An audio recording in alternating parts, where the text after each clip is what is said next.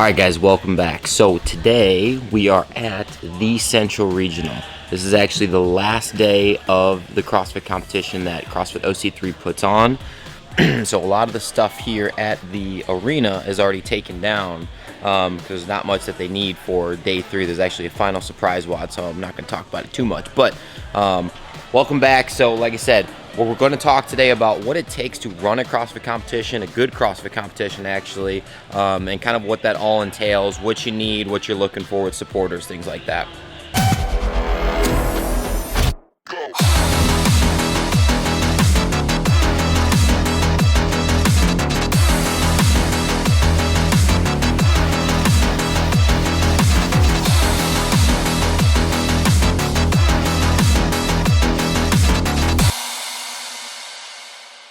Alright, so the first thing that you need for sure, you can ask Colin about this, is basically someone or a couple people like Colin and Armin that are completely in charge and have this vision. A vision of, you know, what they want this competition floor to actually look like.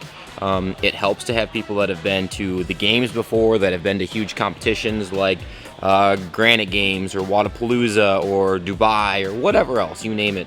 You have to have someone that kind of knows what they're looking for, honestly.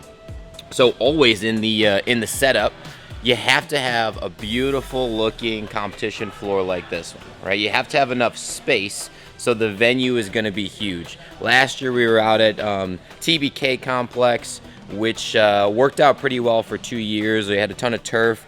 It was really cool stuff. They had a lot of options there, but it just didn't work out this year. And honestly, I think that this year's venue is even better than last year. It's more specific to what we're doing here. The viewers and the spectators can see better. They're a lot closer, which is awesome. So the venue and having this vision of the venue is essential to what you want to do if you're starting and running a CrossFit competition. What's up, Ed? We got our DJ up here, DJ Ed, been killing it all weekend. This dude seriously has been rocking it. That is one thing that you do need in a CrossFit competition, and that is an excellent DJ or someone that knows what's going on. Honestly, I have been getting a lot of compliments, Ed. I'll be honest with you, man. We've been getting a lot of good things coming from your way. Thank you. Yeah, thank you. Yeah, music is huge. So, you know, to feel the vibe of kind of what's going on is really important. To be able to turn it down when people are talking, you know, and maybe with Peter or whoever's on the mic is talking, and then just blaring it when there's like a big lift going on or something like that. It's been awesome all weekend. I'm sure, you know, it's going to be awesome the last day here because there's going to be a lot of good stuff with these last 2 workouts. Equipment is huge too. Everyone needs a lot of good equipment. Luckily, between OC3 and Kilo, we have a shit ton of equipment, a lot of weight, a lot of really good high quality stuff, barbells, you know, even the little things like collars on your barbells, those are super important too, because you don't want, you know, during a max lift, all of your weights and your barbells falling off of your barbell. So that's really, really important. Luckily, we have a shit ton of it here at OC3 and Kilo, since the 2 of them are putting it on.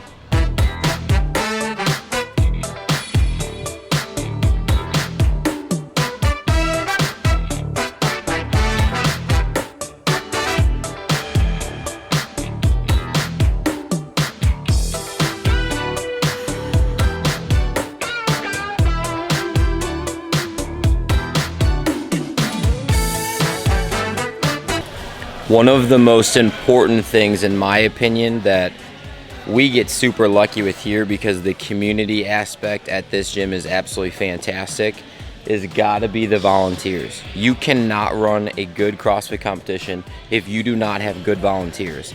Volunteers are huge, of just basically the little things of moving the worms in and out, and moving the weights in and out, and moving all the equipment in and out in between events and in between heats, but also the judges. The judges literally get paid $0. I think they get a couple waters thrown at them if they're thirsty or something like that. But other than that, they don't get paid anything, and they're extremely important. We kind of hand select and pick our judges because we want them to at least have probably their L1 or have been doing CrossFit for at least 5, 6, 7 years and have done a handful of competitions. That's probably one of our big factors, because we don't want some, you know, really small thing that they keep doing incorrectly affect the entire competition. We want it to be a fair competition, and so that's why, you know, we kind of hand select our judges. Let's see, I think we have a couple of them that have competed at the games before. We have a couple of them that have you know, competed at regionals before.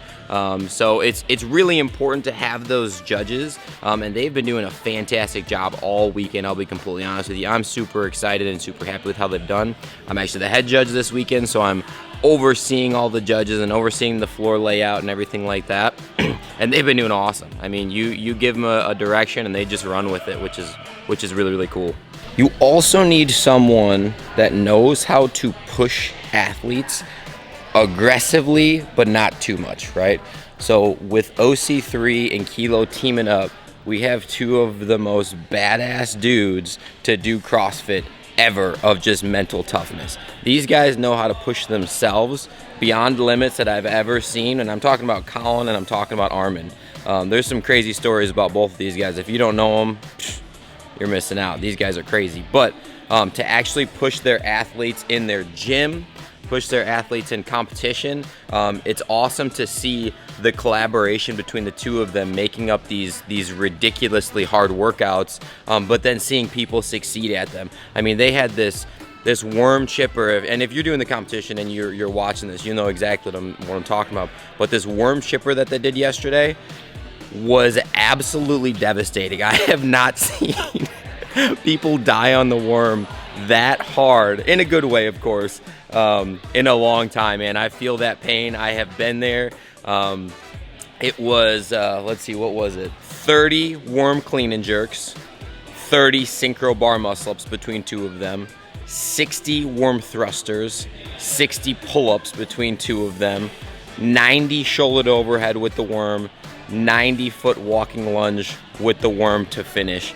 And let me tell you, oh, people were getting to those thrusters and they were hurting. They were hurting bad. It was awesome to see. Everyone did a really fantastic job with it yesterday. No injuries or anything like that, knock on wood, because we still have another day left. But really cool to see how this competition has shaken up. The age-old question has popped up probably 100 times today. Joe P., do you miss the competition floor and do you wish you were out here? I've answered it before. I will answer it again.